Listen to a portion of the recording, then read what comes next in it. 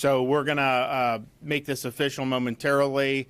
Part of it also, I mean, you've heard a lot of, I think really powerful stories about how the criminal activity has devastated families. And, when you have a situation where someone like Cayenne is losing a son, or when you have Nikki losing a husband, I mean, those are bells that can't be unrung. And those are permanent scars. And that's just the reality that these families are now having to live with. Of course, there's other criminal activity that's done that may be short of that, but that is still devastating. Of course, we've talked about the drugs coming in and how people are dying, and they're really being poisoned by fentanyl, because you'll go out and people will think they're taking some pill, which maybe they shouldn't be taking, but it's laced with fentanyl, and that could be enough. So that's been devastating. But it's also the case just to have a free and orderly society. The sheer number of people that have poured in, even if it was all legal, you can't take in 10 million people like this.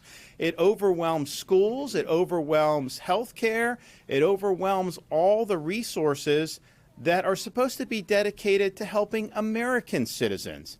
And what Biden's administration does is he's really put people here illegally at the front of the line. They can fly around this country without having identification. You would never be allowed to do that with TSA and all this other stuff. They'll put them up in hotels and pay for the hotels in ways that they wouldn't do for American citizens. And so I think what these bills will do, yes, someone comes and commits a crime after being deported, they're going to have the book thrown at them. That's good.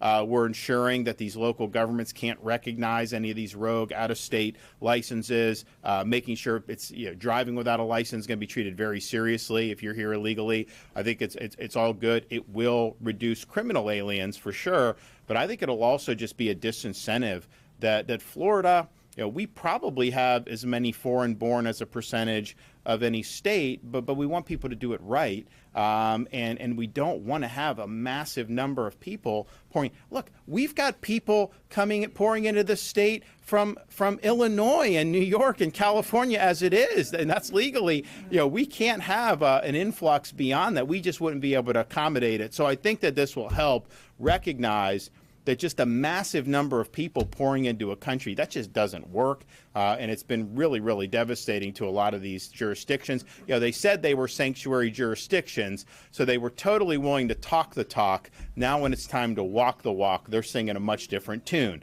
So we don't want to be in that situation. We're not a sanctuary state. We do not allow sanctuary cities, and we're adding to what, when even the New York Times is admitting that our bills from last year were the strongest in the country, we must be doing things right. All right.